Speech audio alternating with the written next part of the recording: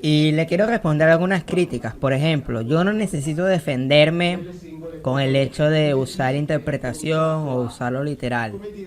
La pregunta es, ¿esto es lo que se lee aquí absolutamente correcto e incomprensible o no? Y yo digo, el primer nivel de lectura de cualquier tipo, y esto los judíos también lo reconocen, en el sentido de que los judíos tienen 4 niveles de lectura, y yo me encargo de la primera. Yo leo literalmente lo que está escrito, y yo te lo voy a contar. Y luego todos de ahí en adelante van a proceder como quieran, lo interpretan como quieran. Por ejemplo, las descripciones de Ezequiel pueden completamente pensar que son experiencias oníricas.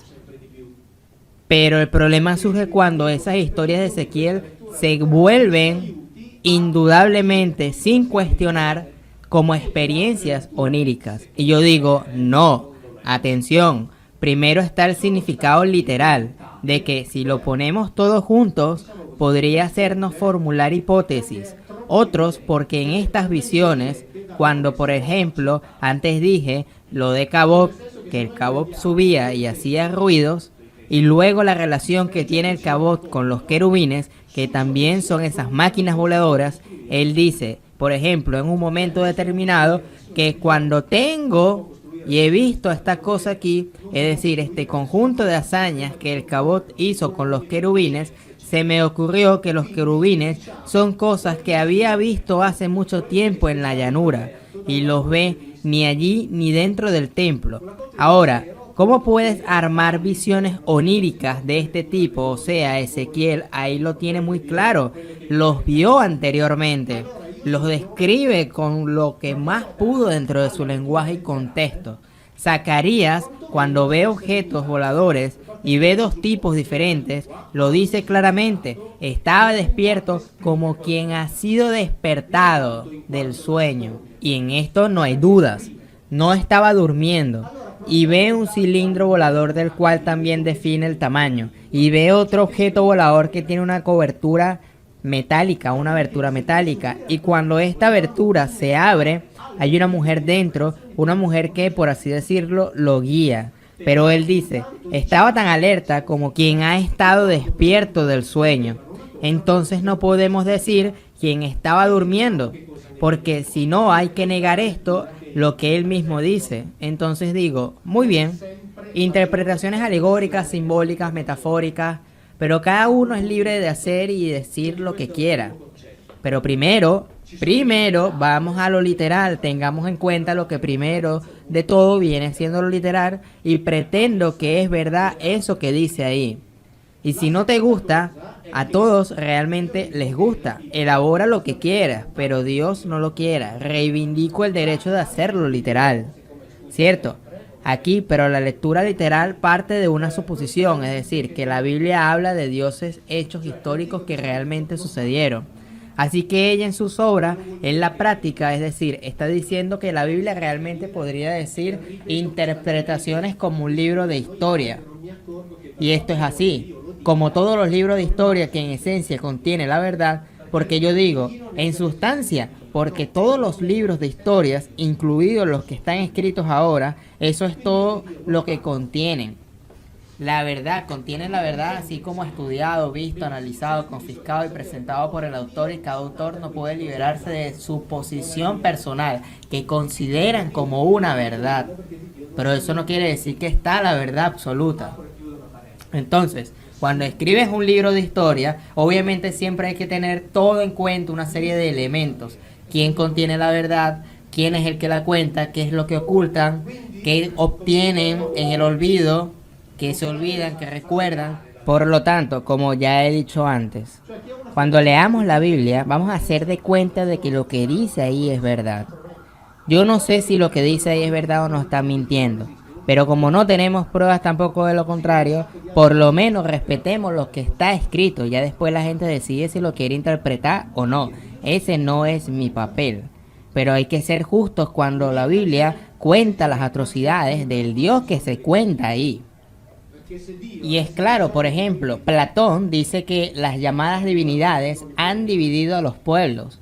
Viene a la mente el pasaje de la Biblia cuando los diferentes Elohim han dividido a los pueblos entre sí.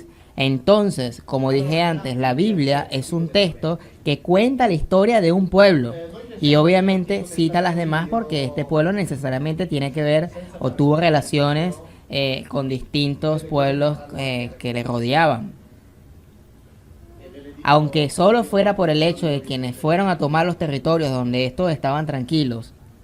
Pero incluso allí, eso es en la cultura griega y precisamente en la Biblia estamos hablando claramente de una subdivisión de pueblos entre las diversas deidades. Cada deidad, o por ejemplo en el caso griego, también en las divinidades, quien gobernó en combinación, por ejemplo, Atenea y Hefesto, gobernaron juntos sobre las mismas personas, debido a la afinidad de sus personajes, de intenciones, etcétera.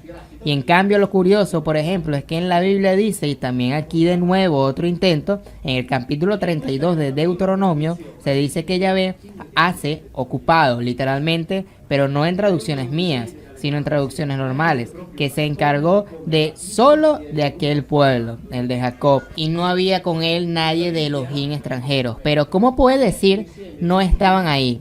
¿Cómo puedes constantemente tratar de decir que él es mucho mayor que los otros Elohim y pelear constantemente con los Elohim extranjeros o los otros dioses si en realidad estos no existían? ¿Cómo es posible que yo gaste tantas cantidades de páginas en tratar de defender a mi Dios sobre los otros dioses si al final los otros dioses no existían y eran pura invención?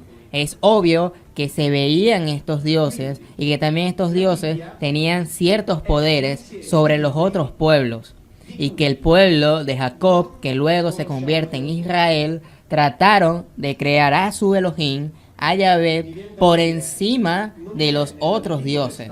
Esto era, por lo tanto, una creencia monolátrica, es decir, la creencia de un dios sobre la existencia de otros dioses, algo muy distinto a lo que la religión enseña de la existencia de un dios y de un único dios sin la tenencia de otros dioses alrededor, que sería el monoteísmo. Por lo tanto, esto es extraordinario.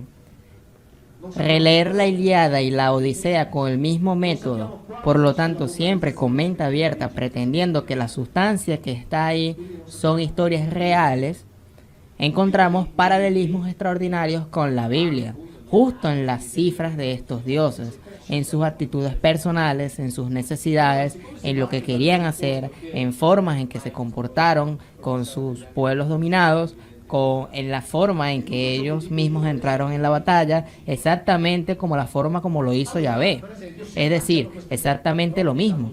Así que la Ilíada y la Odisea también deben entenderse como libros de historia, y es curioso cómo aquellos que defendieron que los personajes de la Odisea y la Ilíada, aquellos dioses, pudieron haber sido una descripción de historias reales, a esto sí le llovieron demasiadas críticas por el hecho de que estaba defendiendo cosas inexistentes y mitos y leyendas. Pero no hay críticas para aquellos que defienden de que los dioses escritos en la Biblia o el Dios descrito en la Biblia era real.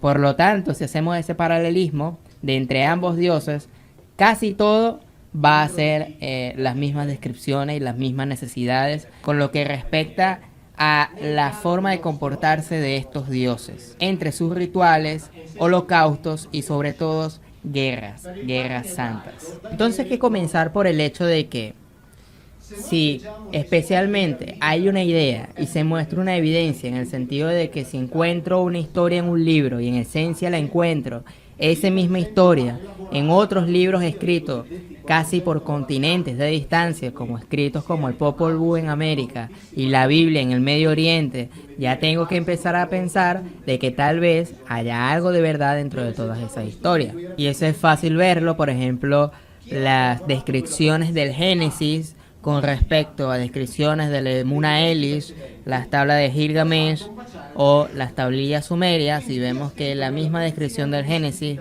muy convenientemente igual o muy parecido al Popol Vuh y el Génesis que describe ahí, todo va a ir coincidiendo. De que la creación del mundo no fue tanto como lo dice la ciencia, sino que posiblemente fue una creación inteligente por otros dioses y que cada cultura los llamó según cómo ellos tenían las perspectivas del mundo, uno más exagerado, otro más exactos, pero eso no lo podemos saber con certeza. Bien, quiero que me preste atención en lo siguiente, porque de alguna manera toda esta información puede que se mantenga oculta. En cierto punto, hay que pensar que tal vez todo lo que parece, si es cierto en el sentido de que Elohim no es Dios, no es un Dios, digamos, entonces viene la pregunta, ¿por qué está oculto? ¿O realmente está oculto esto? ¿O a medias? ¿O estamos equivocados? ¿Tenemos alguna otra opción? ¿Dónde está exactamente el problema? Bueno, creo que este ocultamiento, porque las altas jerarquías saben, las otras jerarquías de la iglesia obviamente, saben estas cosas, porque se entiende que si se dice, según nuestra tradición, si se dice que la Biblia no habla de Dios, pues muchas personas fracasan en todo porque no pueden o no quieren distinguir entre la posible realidad de la existencia de Dios y lo que está escrito en ese libro de lo que se habla sobre ese Dios, dado que ese libro fue tomado como base para hablar de Dios. Y ahora se vuelve difícil decirle a la gente, mira, nos equivocamos, digamos esto, el libro no habla de Dios, pero Dios existe, porque la gente vincula la idea de Dios con la Biblia y en cambio necesitamos poder dividir las dos cosas. Necesitamos separar esas cosas porque si no, no nos irá bien. Entonces, quien tiene fe, siempre digo, no debe dejarse llevar por lo que digo, sino que debe de vivir su fe con absoluta tranquilidad. Porque no sé cuál es la verdad. Solo puedo decir lo que hay. Está escrito en un libro, pero no sé si ese libro contiene la verdad. Sí, ya hemos hablado de los cambios de la Biblia. Y algo que me interesa mucho, y estos textos gnósticos, sí se dice que eso en italiano, como dicen, exactamente porque tienen un poco, digamos que la información es diferente y no es exactamente lo que tenemos en la Biblia tradicional. Nos podemos preguntar entonces, ¿cuál es la otra historia detrás de estos textos? Entonces miren, con razón se dice o que hay diferentes, digamos, una mentalidad es diferente y el ambiente cultural es otra.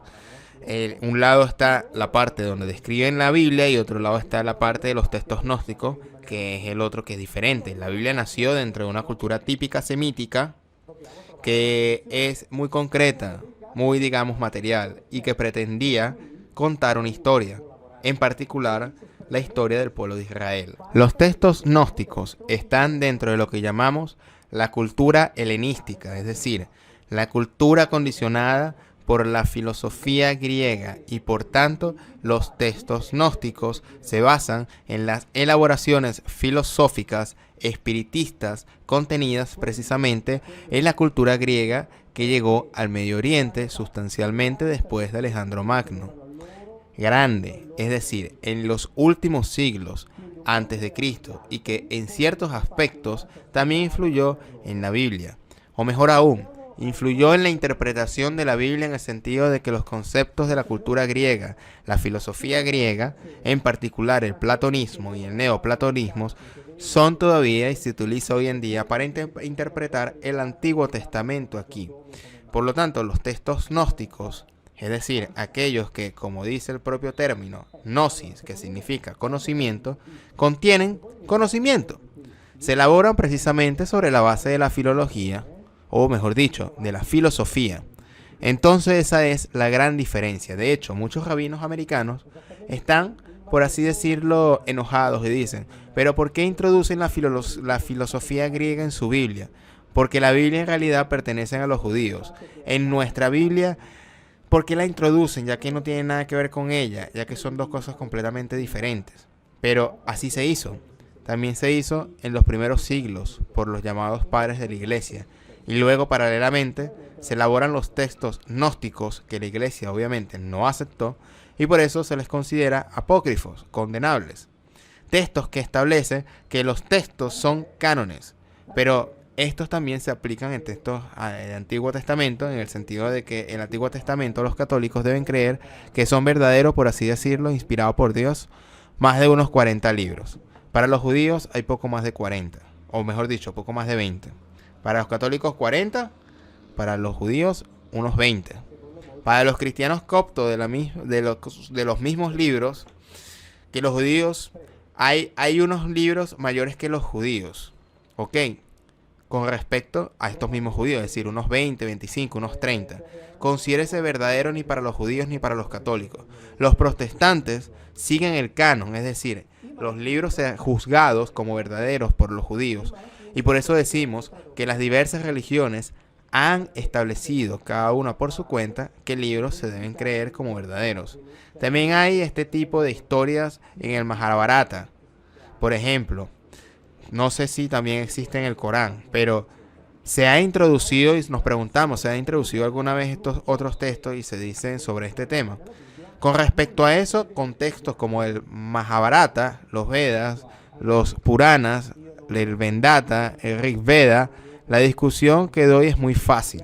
En el sentido, fíjense, en el sentido de que los conceptos que presento derivados de la Biblia, estábamos hablando del libro de Ezequiel antes, están mucho más difundidos, mucho más detallados y absolutamente aceptados como normales.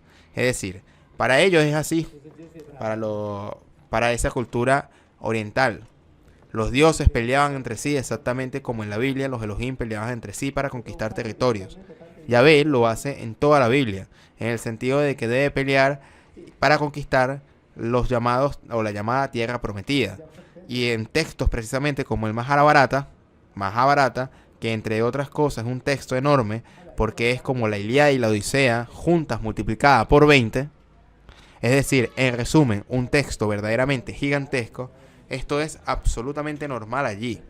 Entonces a nadie se le ocurre cuestionar ese tipo de historias. Es decir, el hecho de que allí los dioses se llaman devas, nadie cuestiona el hecho de que los devas intervinieron sobre la humanidad, fabricaron la humanidad, lucharon entre sí por el poder sobre la humanidad. Porque el poder sobre los territorios, y por lo tanto hablar de esto es mucho más fácil aquí en Occidente. Es mucho más difícil porque claramente hemos sido educados para pensar de manera diferente a la Biblia. Por lo tanto, fuimos creados o a su vez fabricados. Y esto tiene un propósito. Dado que la Biblia, especialmente el Génesis, como dicen los rabinos, no es un libro sagrado originalmente escrito por autores judíos, sino que es esencialmente una copia reelaborada de los textos escritos por los sumerios, está claramente escrito allí, pero también está tomado de la Biblia.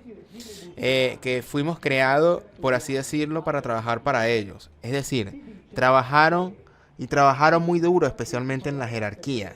Dijimos antes que incluso los Elohim tenían un líder y había una jerarquía. Los que pertenecían a la clase más baja de esta jerarquía trabajaban en particular en las minas.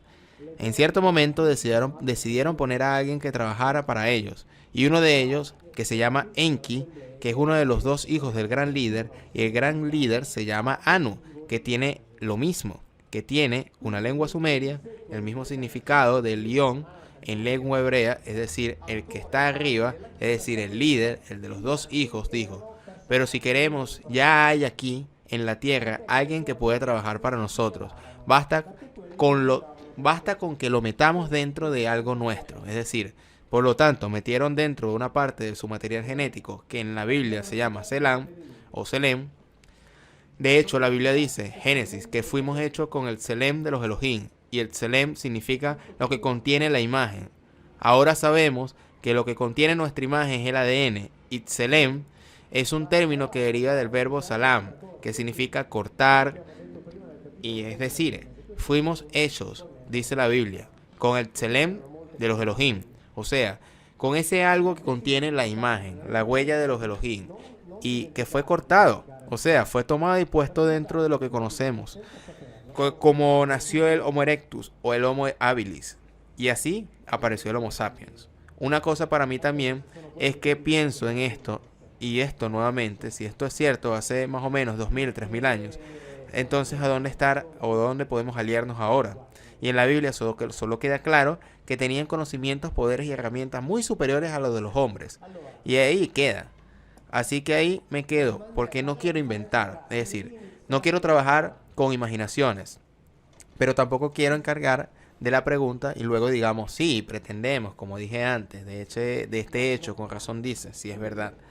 Porque siempre sabemos o pensar así, como hipótesis. De lo contrario, nos convertimos en custodio de la verdad y nos volvemos dogmáticos, lo cual debemos evitar por completo. Debemos razonar con nuestra propia cabeza de forma independiente. Si es cierto que los antiguos nos contaban en esencia crónicas verdaderas, hay historias precisamente que se han mencionado como el Mahabharata, historia especialmente en Lejano Oriente y en resumen, es decir, de la religión hindú.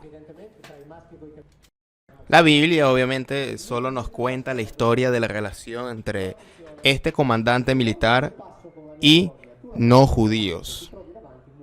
Eso es una familia de judíos, es decir, la familia de Jacob.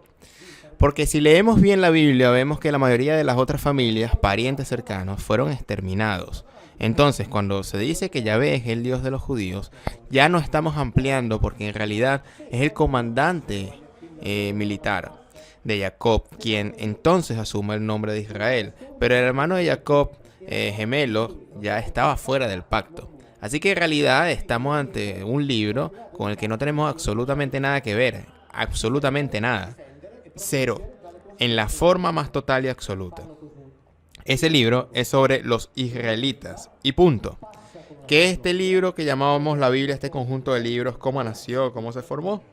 Simplemente la historia de la relación entre los que están allí, es decir, entre ese individuo llamado Yahvé y la familia de Israel, y con razón se dice en las escrituras, Dios, o en las traducciones, Dios es un extraterrestre. En cambio, cuando se dice la Biblia no habla de extraterrestre, en realidad sí también queremos considerar a Dios como nos lo ha vendido la teología. Pues es la descripción clásica de un extraterrestre. No pertenece en este mundo, con características diferentes a la nuestra, no pertenece a la especie humana, viene de otra parte y en los diccionarios italianos uno cómo se define, extraterrestre. Así que la primera teología no puede llamarla ciencia. La primera forma de pensamiento que dice que la Biblia es sobre un extraterrestre en la teología. Es decir, incluso si no les gusta. ¿No te gusta qué? Oírlo. No le gusta que le digan que también está hablando de extraterrestres estos cristianos o estas personas que vienen de la teología, del teísmo. Obvio.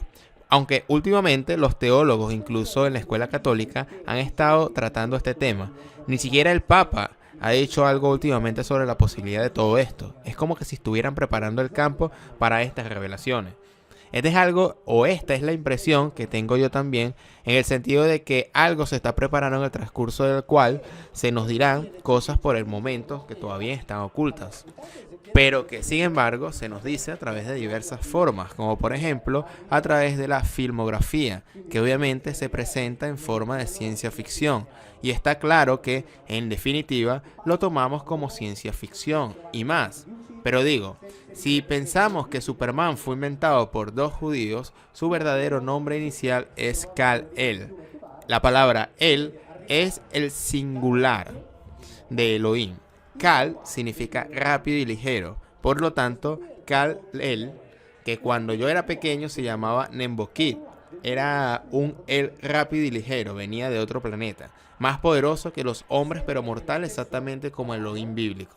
Entonces, desde los años 30 del siglo XX, que por lo menos los judíos le hemos puesto los ojos encima y hemos usado el nombre de, ¿cómo decir?, Dios. Así que, bueno, perdón, me perdí. Dijiste mortal al final, porque Superman en realidad puede morir. Entonces, ¿son mortales estos Elohim? No hay duda. La Biblia lo dice. Así que Yahvé también es mortal, seguramente. Entonces, nos preguntamos, tal vez se ha ido. Y de hecho hay alguien que me dice, no tiene miedo de que Yahvé aún siga vivo. Esto le digo lo que está escrito en ese libro. Si lo que está escrito en ese libro no le hace quedar muy bien, no es mi culpa. Sí, hay que tener razón. Bien, y suena genial. Quería, por tanto, llevar aquí una pregunta. Me salgo de la Biblia enseguida porque leí, lo encontré en internet y reconozco que la cifra definitivamente está equivocada sobre un nuevo plan de gastos de la NASA que provee un aumento de $519 millones con respecto al año pasado para investigación y búsqueda de forma de vida de otros planetas.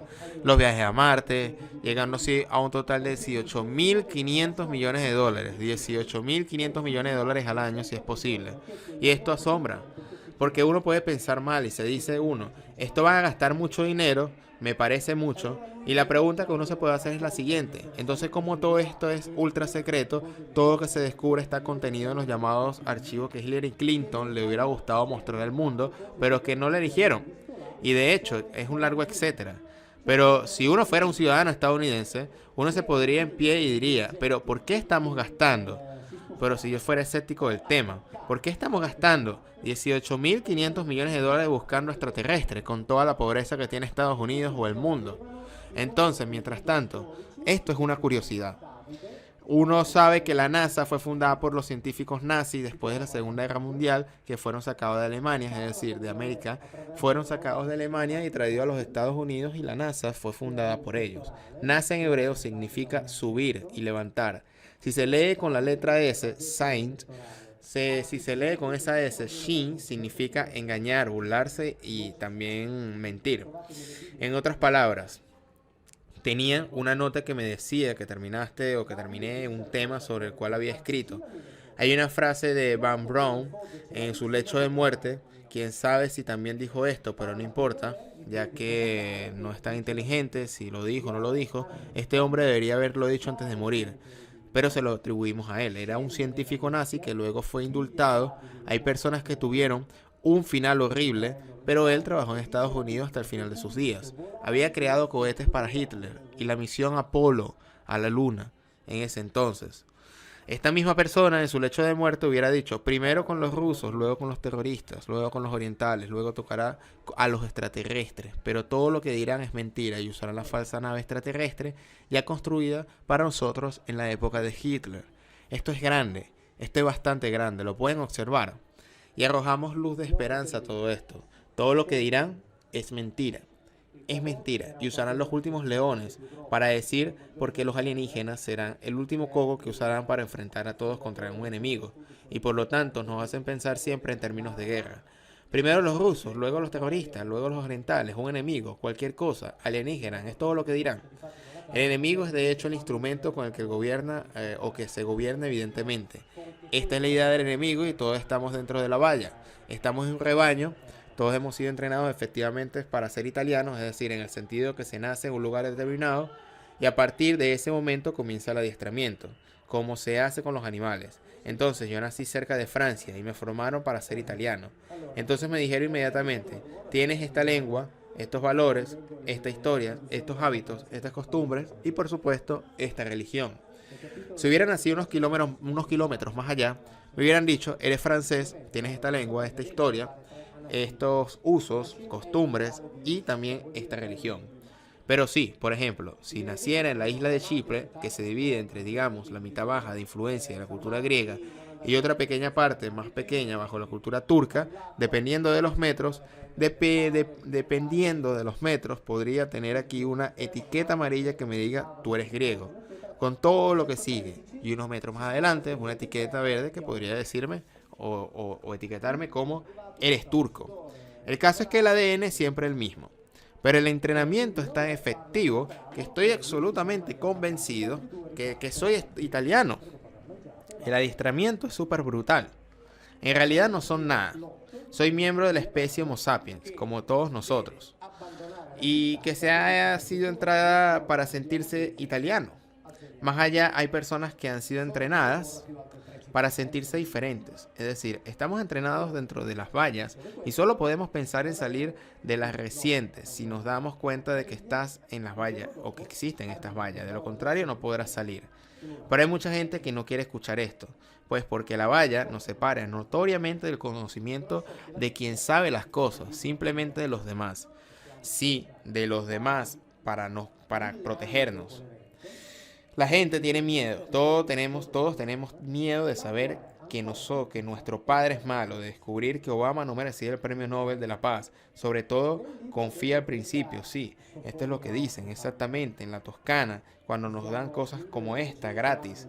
Pero da miedo descubrir que esta gente, que nuestros políticos, que hasta el Dios de la Biblia, son seres que intentan manipularnos. que luego tienen o vienen de otra dimensión, de otro planeta, y eso también tiene poca importancia, pero es como decir, mi padre me ha alimentado hasta ahora, que me dijo qué hacer, me enseñó la ley, me dijo que obedezca la ley, entonces es una máscara colosal. Sí, pero tal vez, de hecho, si tal vez mi padre que me formó para ser italiano no era consciente de que él era parte de un proceso de formación que ha durado siglos. Es solo cuando lo entiendes que entonces empiezas a hacer otro tipo de razonamiento, porque si no, estás dentro de él y estás dentro de él, porque de todos modos, en cierto modo, en cierto aspecto, sobre todo en ciertas partes del planeta, ellos aseguran que tengas todo en cuenta. En el sentido de que también te regalen juguetes para que te diviertas, porque entonces sabrás que la única diferencia entre los juguetes de niños y de los adultos es el costo. Por los demás todos somos iguales. Entonces, si poco a poco empezamos a entender que así son las cosas, está claro que esto lleva tiempo. Entonces, es importante saber esto y poder identificarlo a la hora de hablar del adoctrinamiento religioso.